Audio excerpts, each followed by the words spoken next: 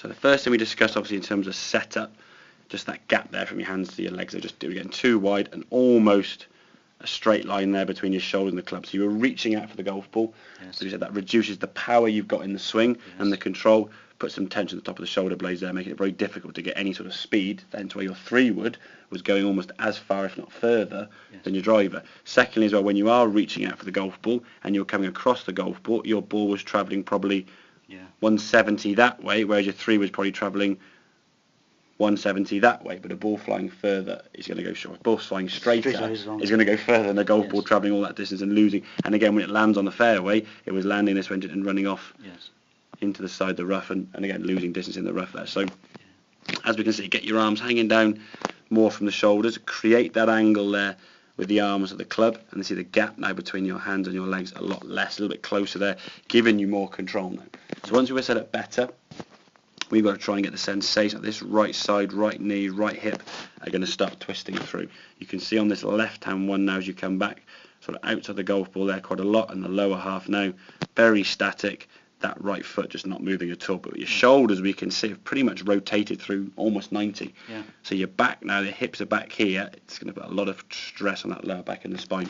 So if we can get to the top of the backswing now as you do, okay, top there nicely, lower half's going to start moving a bit more now. Club's coming down more. The shaft is now this side of the golf ball, a sign you're coming down a little bit straighter. And I think you'll always come a little bit out to in. But again, a little bit is fine, because then that will give you the sort of shape of shot that you're comfortable seeing. A golf ball that does that. So when a golf ball's doing that, that's the problem. Okay, because we're losing distance, and obviously direction is going to be a problem. So as we then twist through, we can see now full rotation up onto that left side.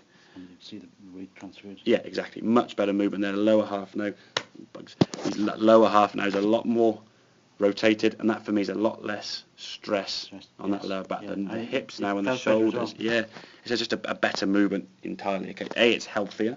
B, it's going to be more repeatable over time, and you can play a lot longer without having to worry about any issues with the back. And secondly, as well, with the stiffness in the back, as you said, if that locks and the top half keeps moving through, you're going to get more pain if you're not careful. And that's the one thing we're trying to avoid, obviously, for me, making a swing healthier, but then again more consistent and repeatable. And if we can rotate the body as we can, that exercise there we just did, where you just sort of twist onto that right, so you can do that. Do it twice a day, brushing your teeth. It sounds daft, I know, but if you do it for 4 minutes a day in front of the mirror, just twisting through, you'll start creating that muscle memory of, hey, what does this feel like? Then when you go on the golf course, you're not going to have to think about making that move. It will just happen like that. As the club goes back, it will just go through the same way, and there'll be less thought, because sometimes the more we think, as we said at the start, the slower your swing gets.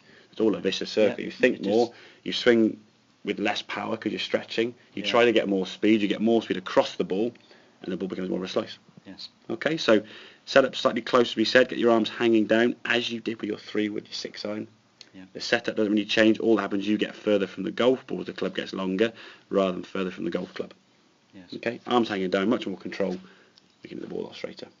Make sense? It does, yes. Perfect. Good stuff. Have a couple more then, don't we? We'll have a look, see how they What about the height of the tee?